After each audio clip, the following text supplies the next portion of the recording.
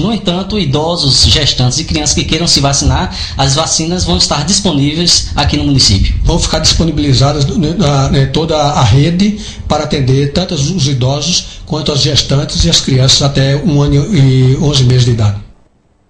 Olha, eu queria só falar um pouco sobre essa campanha na Bahia. Vários estados brasileiros não conseguiram atingir a meta do Ministério da Saúde. A meta seria de 80% da população total de brasileiros a serem vacinados. Eu quero repetir números que falei agora há pouco. Na Bahia, a meta seria vacinar pouco mais de 2.400.000 baianos que estão nesta faixa de crianças de 6 a menos de 2 anos de idade, gestantes, profissionais da área de saúde, a população indígena da Bahia e os idosos a partir dos 60 anos de idade. Mas, infelizmente, esse número não foi conseguido, pelo menos até o dia de ontem. Nós tínhamos aí vacinados apenas na Bahia, de 2 milhões e pouco mais de 400 mil, apenas 1.640.000 baianos haviam se vacinados até ontem. Como hoje é o último dia, acredita-se que há um pouco mais de aproximação desse número, mas eu acho muito difícil que a Bahia atinja a meta dos 80%. Aqui em Jacobina, vocês acabaram de ver e ouvir aqui o secretário falar de que nós estamos aqui em Jacobina com a meta de 65% a 67%, muito distante, portanto, dos 80% da população esperada para ser vacinada. Mas a campanha deve continuar, especialmente para crianças e gestantes,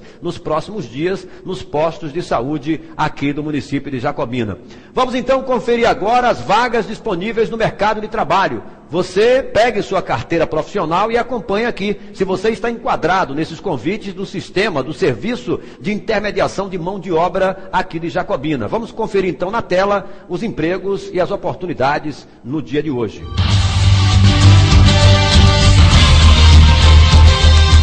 Designer, 2 vagas, experiência de 6 meses, curso de informática, Photoshop, CorelDRAW e PageMaker. Auxiliar de almoxarifado, 1 vaga, experiência na área, salário R$650. Refeição, assistência médica, cesta básica, seguro de vida e uniforme. Auxiliar administrativo, 1 vaga, experiência na área, cursando nível superior administração, sexo feminino. Vendedor externo, 2 vagas, experiência na área. Líder de manutenção predial, 1 vaga, salário R$1.000, vale refeição, assistência médica, curso administração, curso Excel, CNH, BI. Interessados, entrar em contato com Cine Bahia Saque Jacobina ou pelo telefone 74-3621-5815 ou www.sigaiweb.mte.gov.br/trabalhador. 17h51, programa Cidadão do Povo, geração ao vivo dos estúdios da BahiaFoco.tv da cidade de Jacobina, o seu canal de TV pela internet.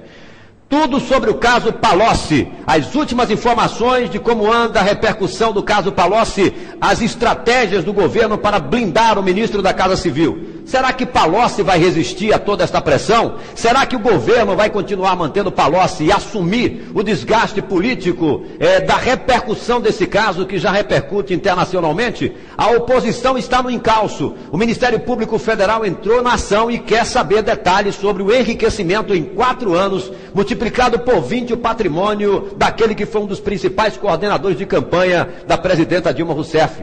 As opiniões de quem está também na mídia especializada. Você vai ouvir aqui uma análise do jornalista Fernando Rodrigues, da Folha de São Paulo, analisando a questão Palocci, e também do Estadão, o José Roberto de Toledo. Daqui a pouco, logo após o intervalo comercial, na BahiaFoco.tv.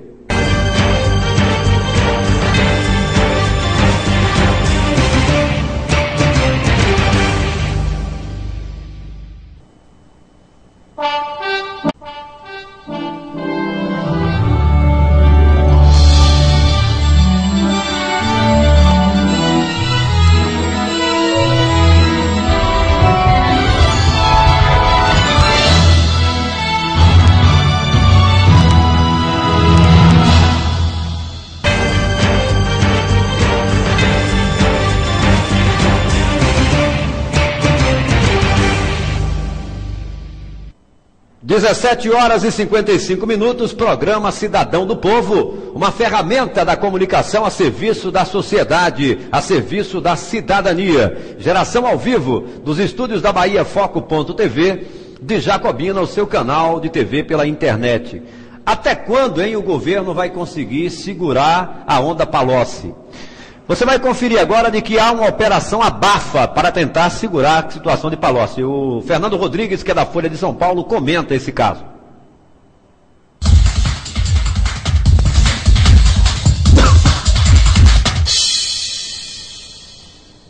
O tempo de Palocci.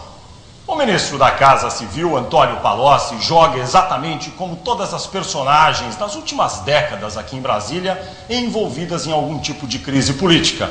Ele espera que o tempo faça o serviço de sepultar o episódio, no caso, o seu enriquecimento nos últimos 4 anos. Ocorre que para Palocci essa estratégia tem dado quase toda errada. O caso completará 2 semanas agora no domingo e Palocci tem enfrentado fatos novos quase todos os dias. Por que isso acontece?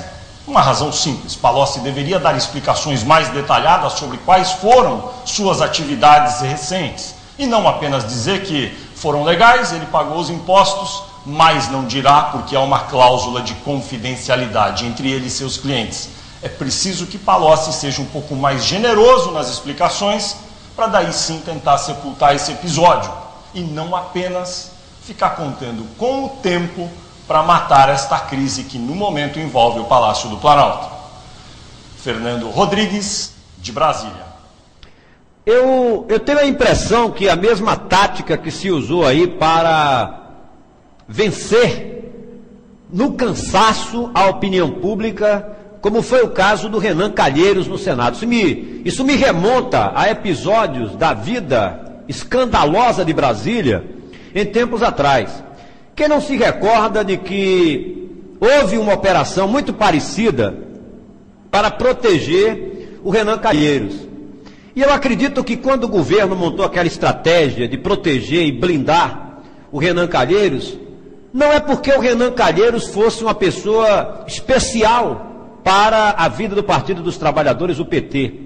Mas a conjuntura política que o Renan Calheiros estava envolvida, que seria ter peças dentro do Senado, que lhe devia um pouco mais de aproximação e de fidelidade, a conjuntura da eleição preparatória para Dilma Rousseff, que tinha no PMDB um dos seus mais importantes aliados. Então, existiu toda uma conveniência, um jogo de interesse para que o Renan Calheiros fosse salvo. É aquela história de você jogar ou de cair ao mar um sujeito com os bolsos cheios de pedras preciosas.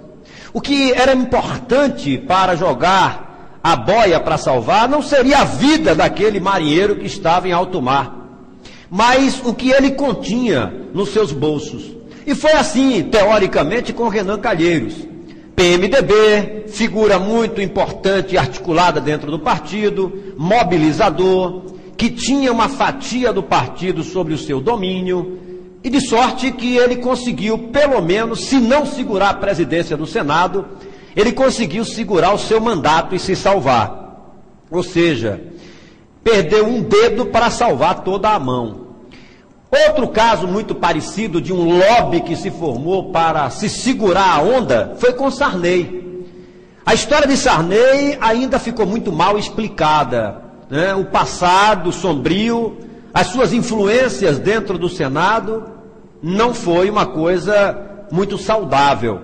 Até porque aqueles recursos que foram contemplados lá com a Fundação Sarney no Maranhão também, já passou, o povo já esqueceu, ninguém lembra praticamente de mais nada. O Sarney voltou agora a já usar um tom de discurso mais forte, mais contundente. Há poucos dias estava falando fino, estava falando com voz e com ar de debilidade, assim que saiu do olho do furacão. Passa-se alguns meses e olha como o Sarney está falando, de voz grossa, num tom forte, né, austero e falando de moralidade e de honestidade.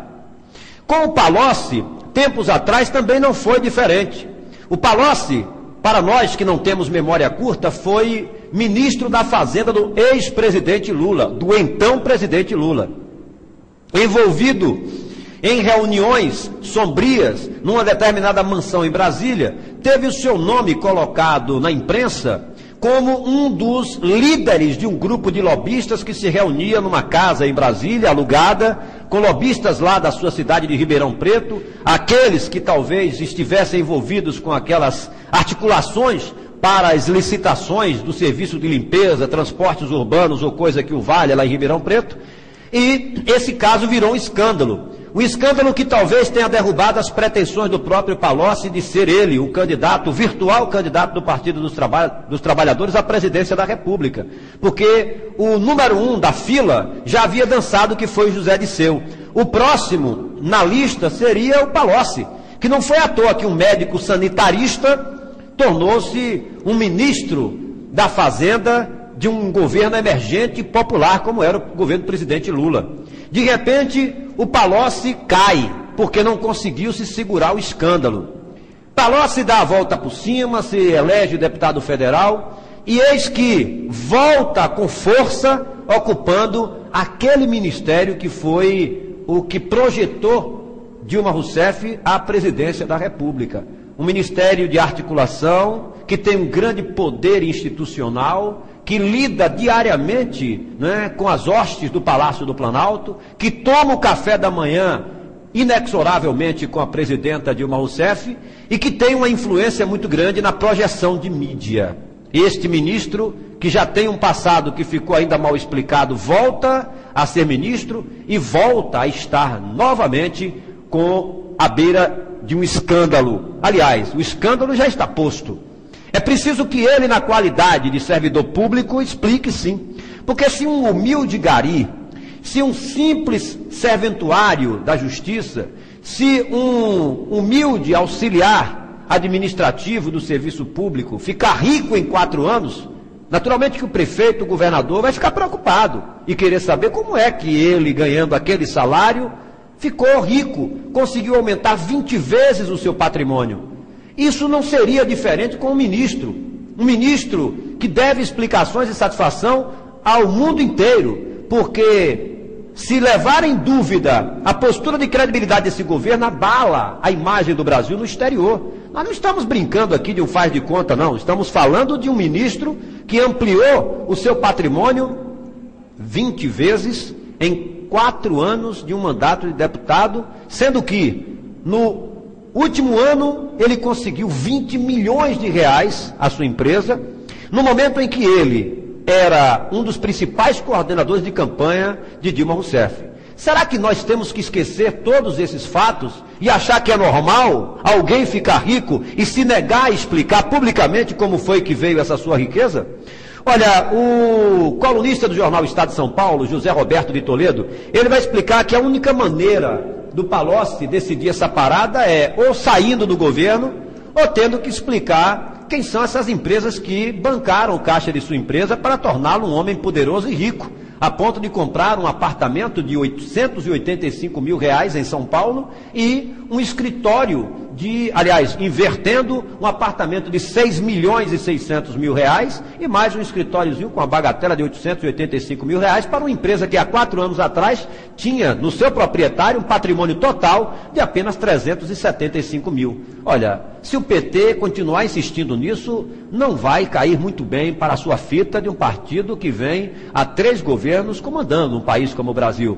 Vamos então ao comentário de José, esse primeiro comentário do colunista do Estado de São Paulo, José Roberto de Toledo.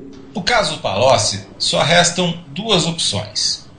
Ou o ministro sai, ou o ministro revela quem são os seus clientes na sua consultoria.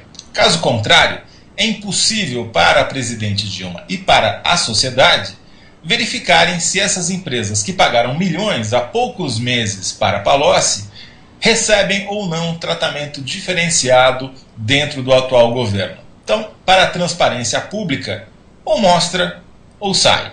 Porém, não é como a questão está sendo encaminhada em Brasília. Todos os sinais são de que o governo se fechou em copas e até conseguiu fazer a oposição dar um passo atrás na tentativa de convocar